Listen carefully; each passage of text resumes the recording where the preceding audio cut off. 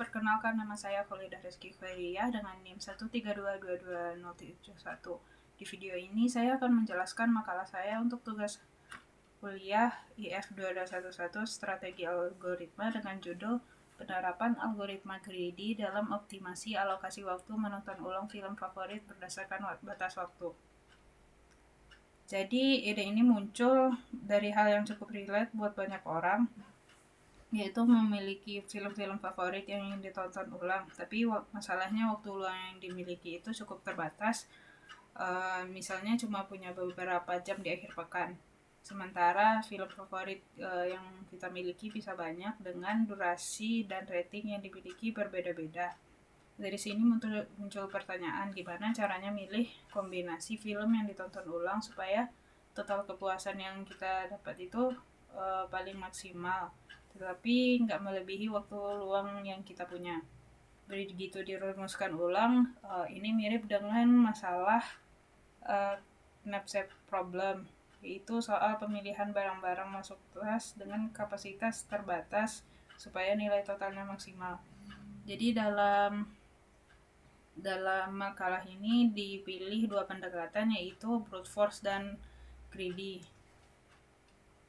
Pertama, brute force. Caranya, semua kemungkinan kombinasi film yang ada, kalau ada n film berarti ada 2 pangkat n. Kemudian kalau greedy, idenya dihitung dulu rasio antara tingkat kepuasan tiap film, lalu durasi tiap menit, lalu diurutkan dari rasio tertinggi ke terendah, yaitu rasio antara kepuasan dan durasi tiap film. Kalau waktunya sudah tidak cukup untuk nonton satu film, maka diambil film itu secara sebagian, istilahnya fractional knapsack problem. Fractional. Kemudian untuk eksperimennya sendiri menggunakan bahasa Python. Jadi kedua algoritma ini diimplementasikan menggunakan bahasa Python, lalu diuji dengan data film yang dibangkitkan secara acak. Durasinya variasi antara 15 menit sampai 150 menit, dan tingkat kepuasannya antara 3 sampai 10 ratingnya. Ya. Untuk hasilnya sendiri ada di sini. Pada tabel ini didapat dari sini.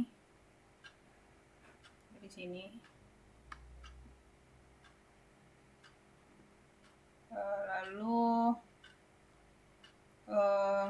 hasilnya cukup jelas. Pada 22 film, brute force butuh waktu sekitar 6 detik untuk dapat solusinya, karena dia harus mengecek lebih dari 4 juta kombinasi, sedangkan algoritma greedy di kasus yang sama cuma butuh waktu sekitar 0, sekian detik.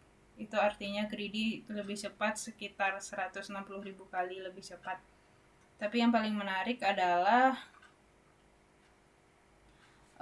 nilai total kepuasan yang dihasilkan greedy itu justru sedikit lebih tinggi dibandingkan brute force di semua kasus uji. Setelah dianalisis, ini karena pada implementasi brute force, film cuma bisa diambil utuh dan atau tidak bisa sama sekali, ya istilahnya 0 atau 1 seperti knapsack problem yang biasa. Sedangkan greedy dibolehkan mengambil film secara sebagian, jadi menyelesaikan versi masalah sedikit berbeda, yaitu versi fractional knapsack problem. Jadi insight yang menarik itu, kalau seseorang mau fleksibel dan rela nonton ulang sebagian filmnya saja, kepuasan totalnya justru bisa lebih maksimal dibandingkan kasus harus nonton tiap film secara utuh.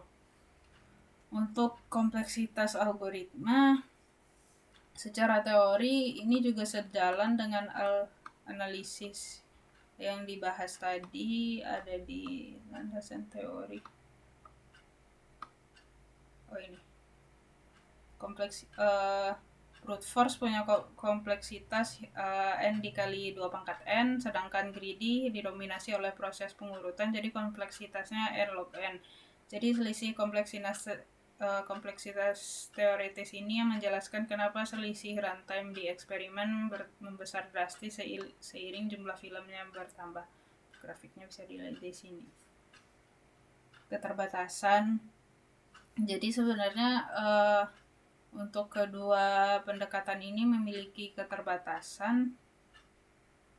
Misalnya asumsi bahwa kepuasan itu proporsional terhadap durasi yang ditonton sebenarnya simplifikasi.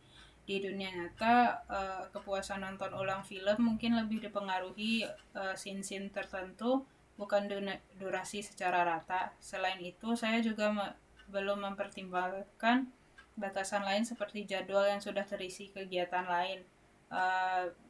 Ini akan dibahas lebih detail sebagai saran pengembangan di makalah. Sebagai kesimpulan,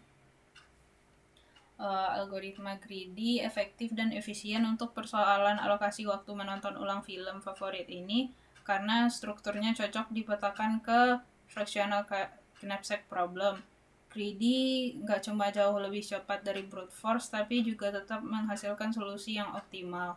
Bahkan dalam eksperimen saya, nilainya bisa sedikit lebih tinggi dibanding brute force karena fleksibilitas pengambilannya. Itu dia sedikit penjelasan dari makalah saya. Untuk detail lengkap dan soal landasan teori, metode, dan tabel eksperimennya bisa dibaca langsung di makalahnya. Terima kasih sudah menonton.